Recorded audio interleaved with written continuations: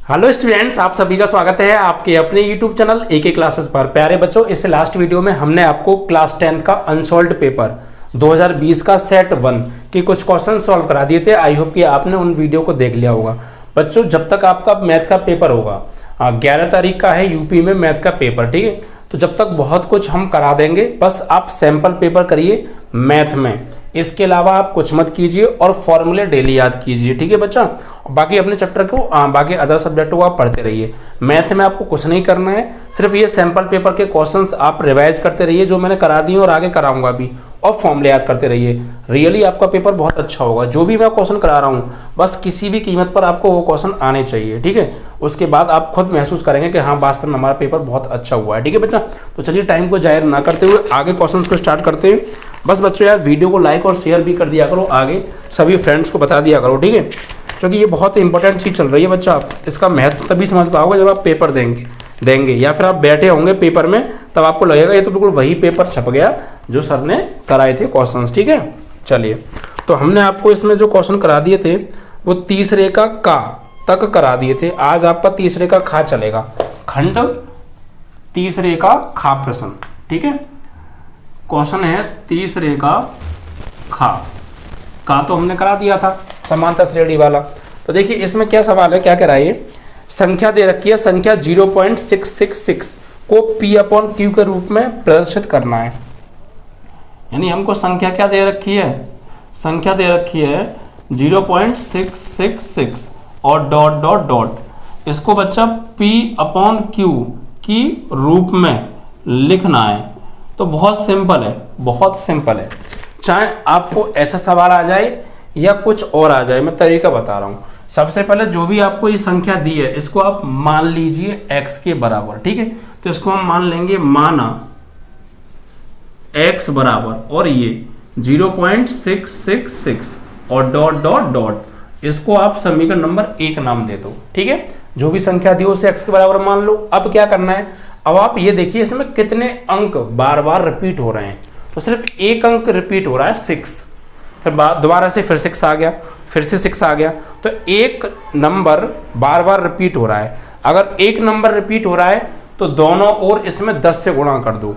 अगर दो number repeat हो रहे होते, कैसे, ऐसे, जैसे 0.161616, तो ये दो नंबर रिपीट हो रहे हैं, 0.163 163 163, तो ऐसे ही 3 नंबर रिपीट हो रहे हैं, ठीक है।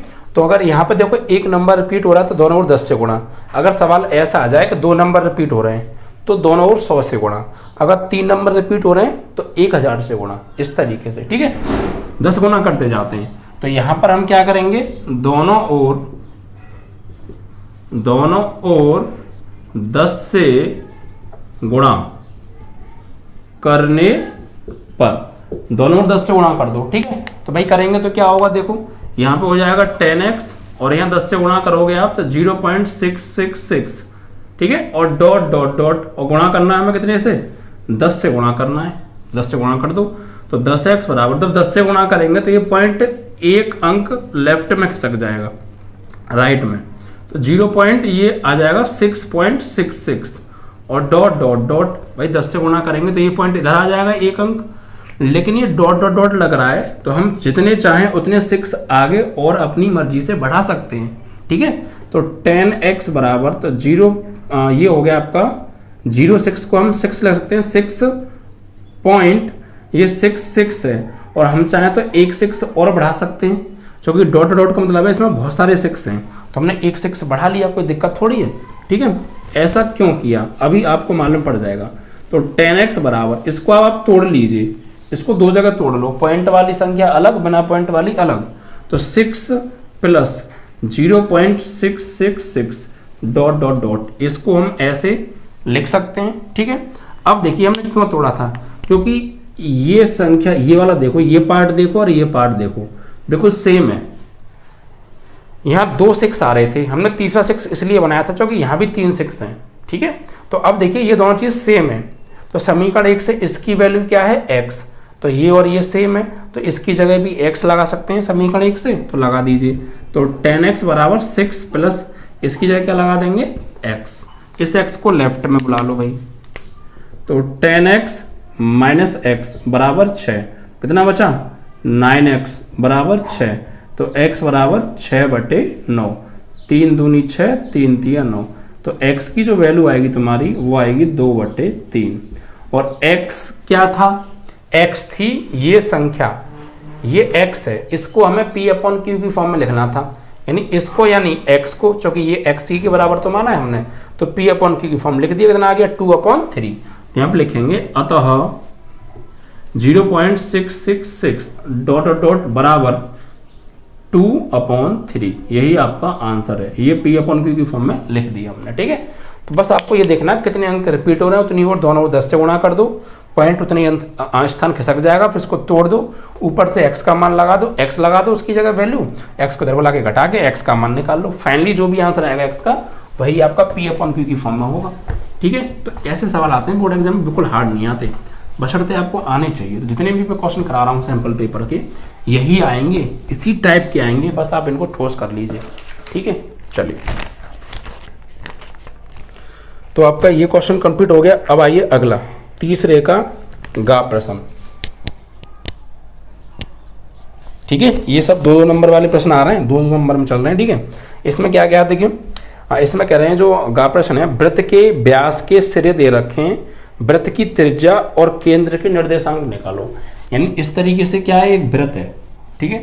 तो ये क्या हो गया, वृत्त का व्यास हो गया मान लो a और b, और इसके बीच का मध्य बिंदु क्या होगा, केंद्र हो गया।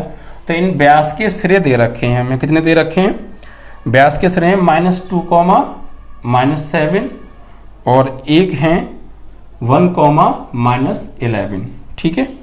तो हमें एक तो केंद्र निकालने और त्रिज्या निकालनी है, तो हमें निकालनी है वृत्त की त्रिज्या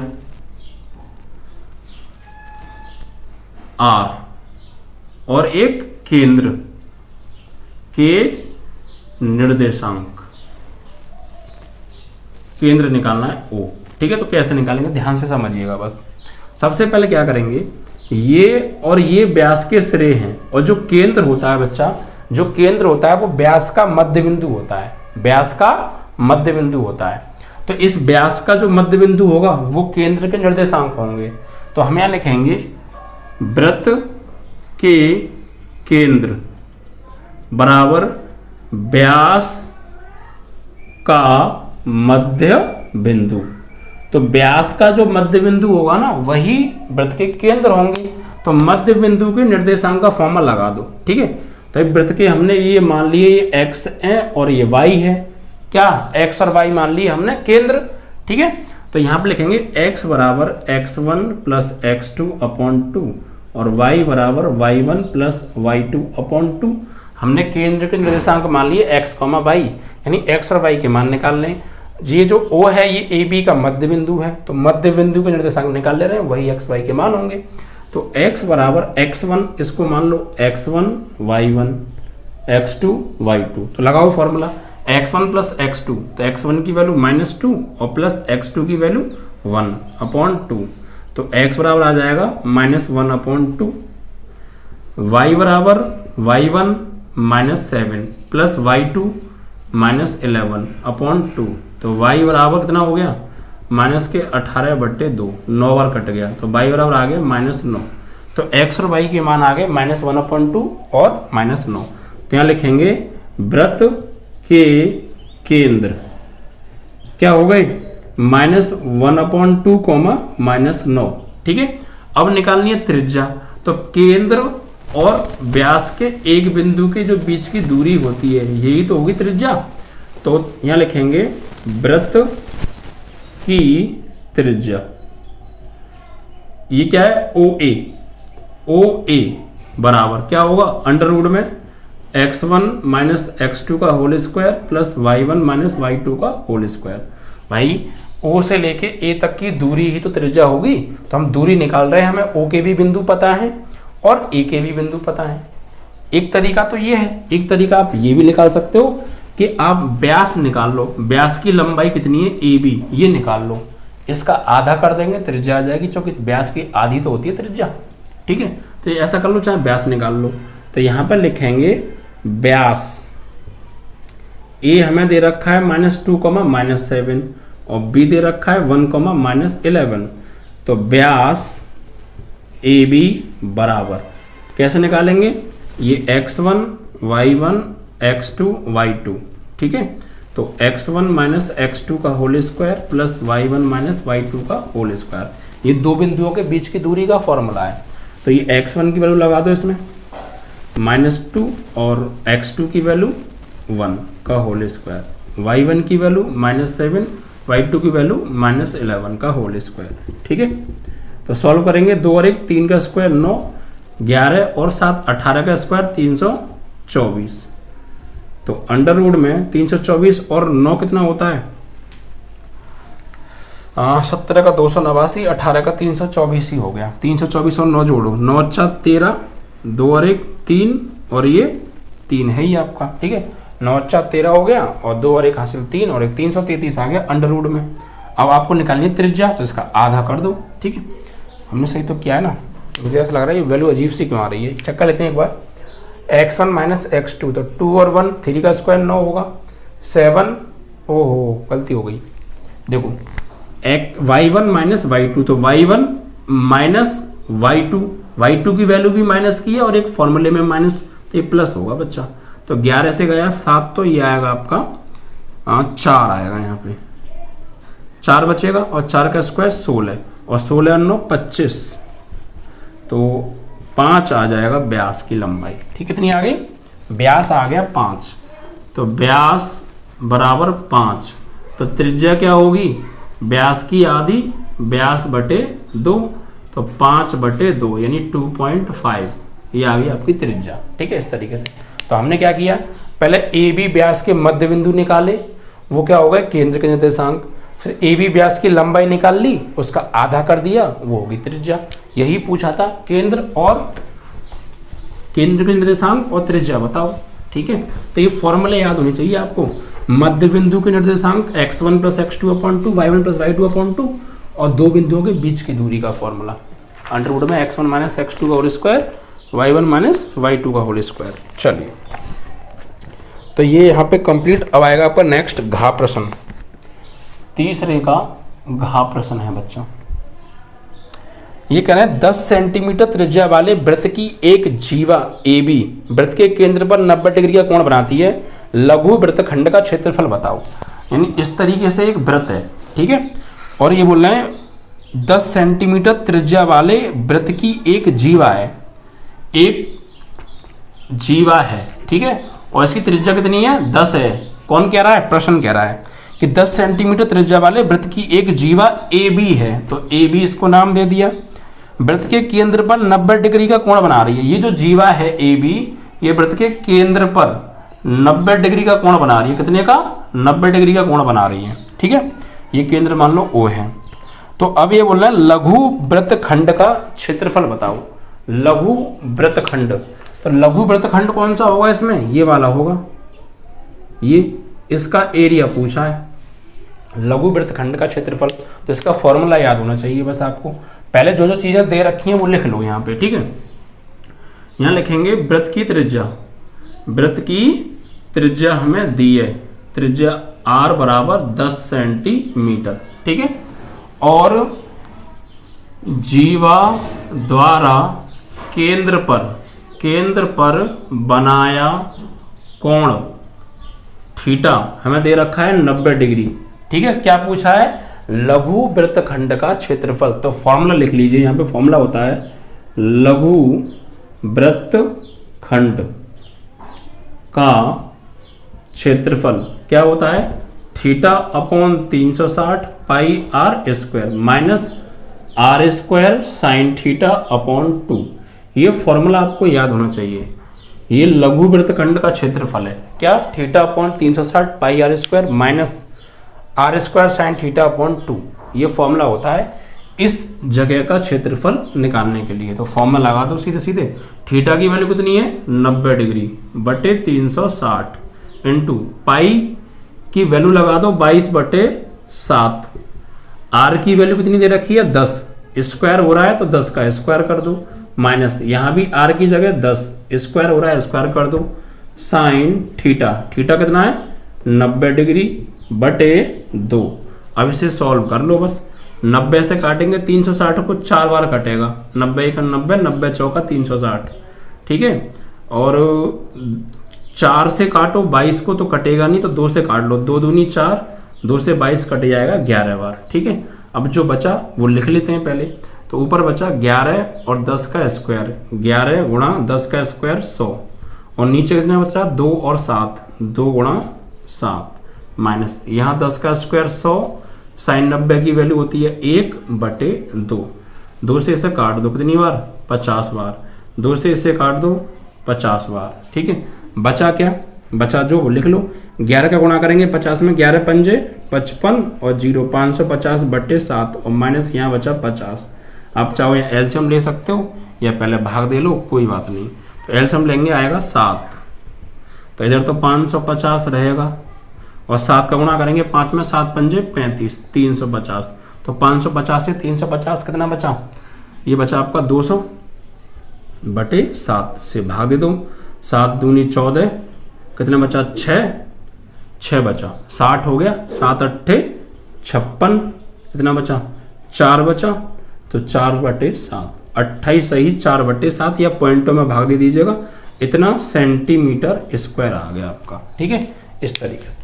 तो फॉर्मूला याद होना चाहिए, और उसके बाद कैलकुलेशन आपको करनी है। कोई भी दिक्कत आई हो वीडियो को एक बार रिपीट कर लीजिएगा, वो भी प्रॉब्लम आपकी समाप्त,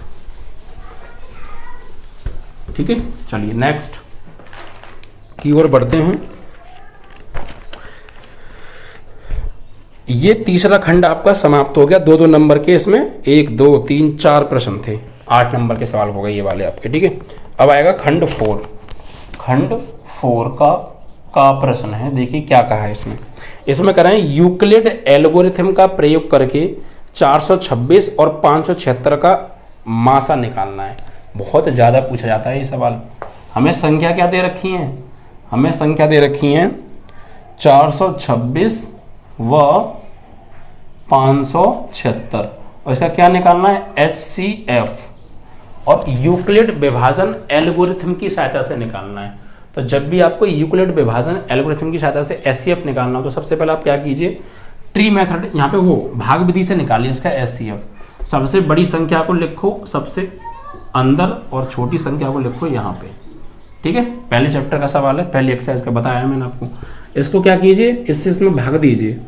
426 का कितनी बार जाएगा, 1 बार, 426 कितना बचा 0 5 150, फिर 150 से भाग दो इसमें 426 में, कितनी बार जाएगा, लगभग चला जाएगा ये 2 बार, 3 बार तो ज़्यादा हो जाएगा, 2 बार हाँ चला जाएगा, 3 बार तो ज़्यादा हो जाएगा, 2 बार जाएगा, 150 दूनी 300, कितना बचा 126। अब 150 में तो 126, तो एक ही बार जाएगा 126, तो कितना बचेगा, ये बचेगा आपका 24, फिर भाग दो 126 में, तो 24 का भाग देंगे इसमें, तो कितनी बार जाएगा, 6 बार चला जाएगा, 20 छक्का 120 ज़्यादा हो जाएगा, 24 पंजे 120, 5 बार जाएगा, 24 पंजे 120, 6 बचा। अब 24 में भाग दो 6 से, 6 चौक 24। तो फाइनली देखो हमने 426 से भाग दिया 576 में, शेषफल 0 नहीं आया। फिर 150 से भाग दिया 426 में, शेषफल 0 नहीं आया। फिर शेषफल से भाग दिया 150 में, शेषफल 0 नहीं आया। फिर शेषफल से भाग दिया 126 में, शेषफल 0 नहीं आया। फिर शेषफल से भाग दिया 24 में, शेषफल 0 आ गया। तो शेषफल 0 लेके कौन आया, शेषफल 0 लेके आया 6।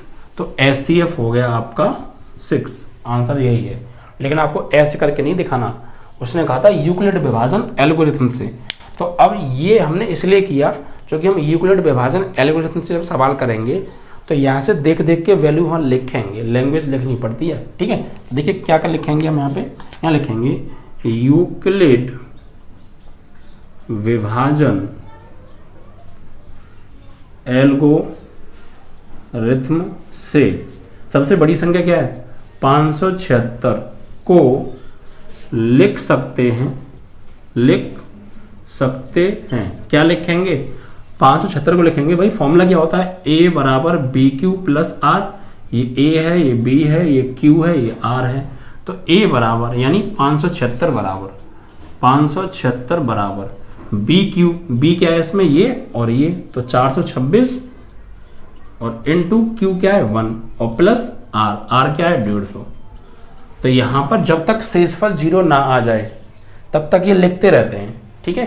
तो यहाँ पर हम लिखेंगे ये जो आर है, आर बराबर 150 आ रहा है, 0 नहीं, ये 150 0 के बराबर तो नहीं है, तो यहाँ लिखेंगे पुनः यूक्लिड विभाजन एल्गोरिथम की सहायता से, अब किसको लिखेंगे, अब इसको लिखेंगे 426 को, 426 को लिख सकते हैं। ये बस भाषा लिखनी है बाबा बना के।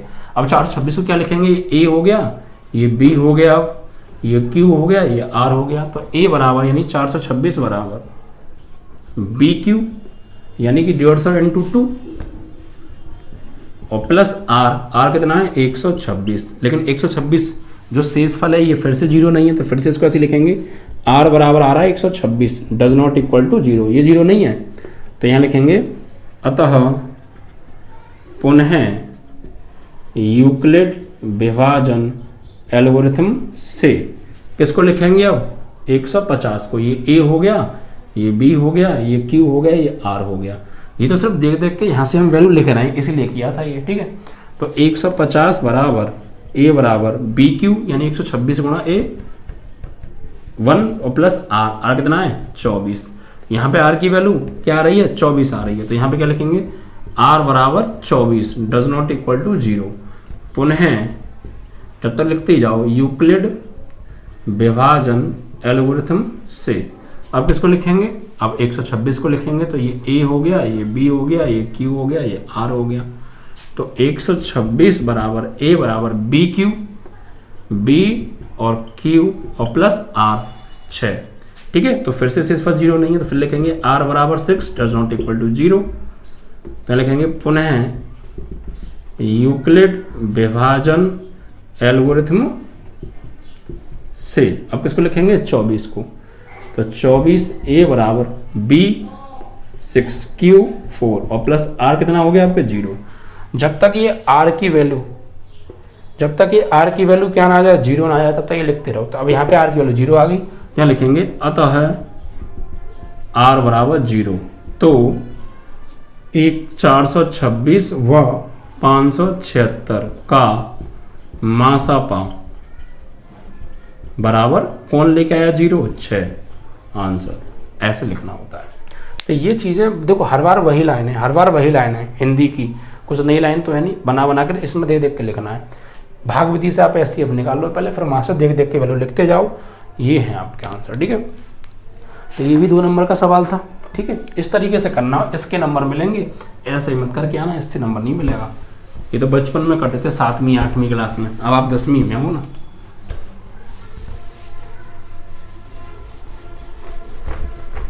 चलिए ये भी खत्म आपका।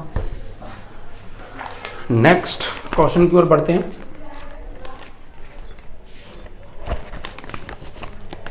चौथे का खा, त्रिकोणमिति का सवाल है।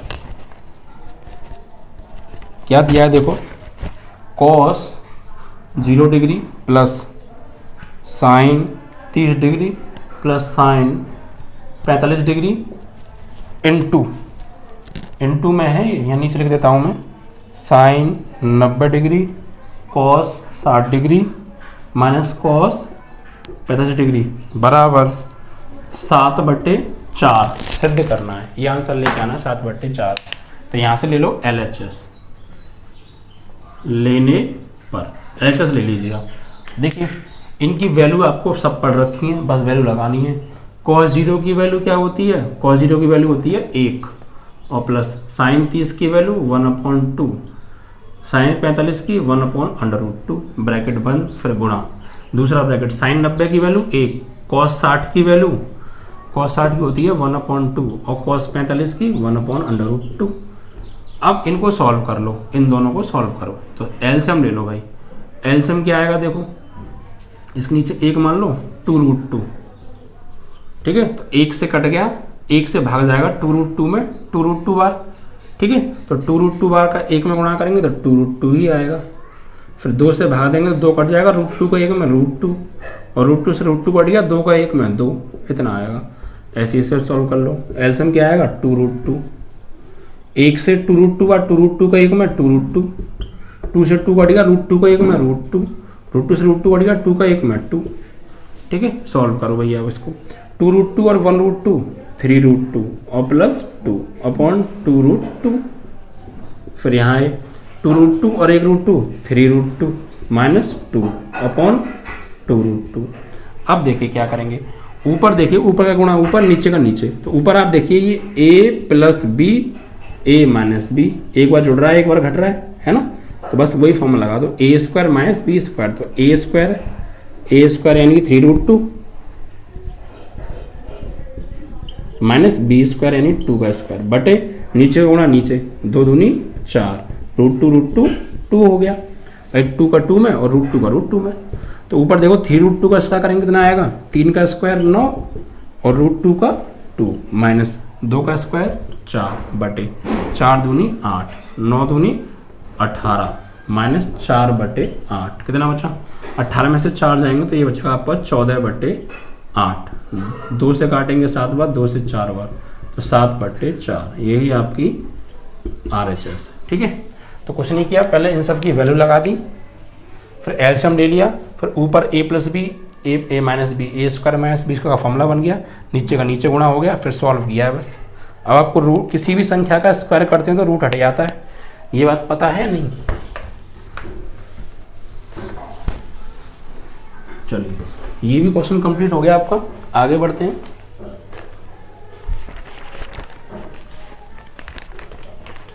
नेक्स्ट क्वेश्चन देखिए क्या है, ये कह रहे हैं कि बिंदु इतने और इतने को मिलाने वाले रेखाखंड को समत्रिभाजित करने वाले बिंदुओं के निर्देशांक बताओ।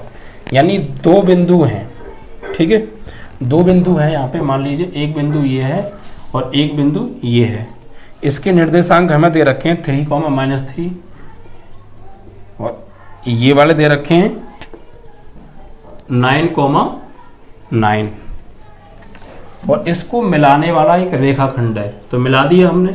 और इस रेखाखंड को समान 3 भागों में विभाजित किया गया है। तो अब ये बताइए, इस लाइन को मुझे 3 भागों में काटना है, तो कितने बिंदुओं की जरूरत पड़ेगी इसको 3 भागों में काटने के लिए? तो 2 बिंदुओं की जरूरत पड़ेगी। कैसे? और समान वो भी, एक यहाँ मान लो और एक यहाँ मान लो, तो 2 बिंदुओं की जरूरत पड़ी इसको 3 भागों में काटने के लिए। तो ये बिंदु के निर्देशांक आप मान लो, ये मान लो A है, ये मान लो B है, इसे मान लो आप C और ये मान लो D। तो आपको ये C और D के बिंदु निकालने हैं, ये पूछे हैं। तो ये मान लेते हैं, ये तो हो गया आपका x1 y1, ये मान लो आप x2 y2, ये मान लो आप x3 y3 और ये मान लो आप x4 y4। ठीक है, तो इस AB बिंदु को मिलाने वाला रेखाखंड AB को समान 3 भागों में काटने वाले बिंदुओं के निर्देशांक बताओ। इन बिंदुओं के निर्देशांक पूछे हमसे और समान 3 भागों में काटा, ये ध्यान रखिए कितने भागों में? समान 3 भागों में। देखिए क्या करेंगे, समान 3 भागों में काटने का मतलब ये है कि ये वाली और ये वाली लंबाई समान होगी। यानी अगर हम इसको मान लेते हैं 1, तो ये भी 1 और ये भी 1। ठीक है, तो हम क्या करेंगे, पहले इस बिंदु के निर्देशांक निकालेंगे। तो इस बिंदु को आप भूल जाओ, ये कुछ है यहाँ पे, तो यहाँ से यहाँ तक कितना हो गया? 1, और फिर यहाँ से यहाँ तक कितना हो गया? 1 और 1 2। ठीक है, तो ये अनुपात निकालेंगे। तो यहाँ से देखिए m1 की जो वैल्यू हो जाएगी वो हो जाएगी 1, और यहाँ से यहाँ तक m2 की जो वैल्यू हो जाएगी वो हो जाएगी 1 और 1 2। ठीक है, आप D बिंदु को भूल जाओ। ये हम यहाँ पे फॉर्मूला लगाएंगे अंत्य विभाजन के निर्देशांक का फॉर्मूला। A और B को कोई बिंदु C अंत्य विभाजित कर रहा है, तो इसके निर्देशांक का फॉर्मूला। तो m1 यहाँ से यहाँ तक की वैल्यू m1 और यहाँ से यहाँ तक 1 और 1 2, यानी ये m2 की वैल्यू आ गई। तो यहाँ पे लिखेंगे A हमें दे रखा है 3, -3 और B दे रखा है हमें 9, 9। तो इसे मान लो x1 y1 x2 y2। ठीक है, और m1 हो गया यहाँ पे 1 और m2 हो गया 2। यहाँ लिखेंगे AB को अंतः विभाजित करने वाले बिंदु C के निर्देशांक। कैसे निकालेंगे? फॉर्मूला क्या होगा? x3 और y3 निकालने हैं। तो x3 बराबर होगा m1 x2 plus m2 x1 upon m1 plus m2। ऐसे ही y3 निकालना है तो y3 बराबर फॉर्मूला हो जाएगा m1 y2 plus m2 y1 m1 plus m2। ठीक है, तो लगाइए। तो x3 बराबर m1 की वैल्यू कितनी है? m1 की वैल्यू है 1 और x2 की वैल्यू 9 प्लस m2 की वैल्यू 2, x1 की वैल्यू 3 और नीचे m1 प्लस m2। तो m1 की वैल्यू 1 और m2 की वैल्यू 2। तो x3 बराबर कितना हो गया? 9 और 2 तिया 6 बटे 3। तो x3 बराबर 9 और 6 15 बटे 3, 3 पंजे 15। तो x3 बराबर आ गया 5। ठीक है, ऐसे इस पे आ जाओ। y3 बराबर m1 की वैल्यू कितनी है भाई? 1। y2 की वैल्यू कितनी है? यहाँ पे देखो x, ये y2 होगा आपका 9, m2 की वैल्यू 2, y1 की value -3 upon m1 plus m2 1 plus 2। तो y3 बराबर कितना हो गया? 9 माइनस 6 बटे 3। तो फाइनली y3 बराबर हो गया 9 में से 6 जाएगा 3 बटे 3, इससे कट गया एक बार। तो y3 की वैल्यू आ गई 1। तो x3 की 5 और y3 की 1, तो 5,1 आंसर आ गया। C तो आ गया। ऐसी D निकालना है आपको। क्या निकालना है? D निकालना है आपको। तो D कैसे निकालोगे? देखो C और जो B का मध्य बिंदु D है, एक तरीका तो ये है कि C और B का मध्य बिंदु D है तो मध्य बिंदु को निर्देशांक से निकाल लो फॉर्मूला, या फिर यही कॉन्सेप्ट यूज करके निकल आएगा तो बड़ा होगा, इसलिए मैं मध्य बिंदु से निकाल रहा हूँ। तो यहाँ लिखेंगे C व B के मध्य बिंदु D के निर्देशांक। ठीक है, तो C के क्या आ रहे हैं? ये, और B के ये रहे, D के निकालने हैं। तो फॉर्मूला क्या होगा? x4 बराबर x3 प्लस x2 अपॉन 2 और y4 बराबर y3 प्लस y2 अपॉन 2। तो x4 बराबर x3 की वैल्यू कितनी है? 5, x2 की वैल्यू कितनी है? 9 अपॉन 2, y4 बराबर y3 की वैल्यू 1, y2 की वैल्यू 9 बटे 2। तो x4 बराबर 9 और 5 14 बटे 2, y4 बराबर 10 बटे 2, 2 पंजे 10, 2 सत्ते 14। तो x4 बराबर 7, y4 बराबर 5। तो ये आ गए आपके 7,5। तो ये भी आ गए और ये भी आ गए। ठीक है, इस तरीके से आप इन बिंदुओं को इन फॉर्मूले के यूज से भी निकाल सकते थे, बट आप देख सकते हैं कितना बड़ा हुआ है। हाँ, आप इसको, इन दोनों का मध्य बिंदु C नहीं है, बता पड़े आप C को भी इसी तरीके से निकाल दो। C अगर बीच में होता A और B के तो निकालते, बट C बीच में नहीं है, बल्कि यहाँ D C और B के बीच में, इसलिए हमने ये यूज किया कॉन्सेप्ट। ठीक है, चलो आप समझ गए होंगे। इस तरीके से आपके बच्चों इतने सवाल यहाँ पे आज ये कंप्लीट हो जाते हैं। इन क्वेश्चंस को आप अच्छे से प्रिपेयर करना। ठीक, जितने भी मैं क्वेश्चन करा रहा हूँ बस आप इनको अच्छे से रिवाइज कीजिए। आपको ये फॉर्मूले जो यूज हो रहे हैं इन सवालों में और जो ये सवाल हैं ये आपको आने चाहिए। यही सवाल पेपर में आएंगे। ठीक है, बिल्कुल यही पेपर में आएंगे।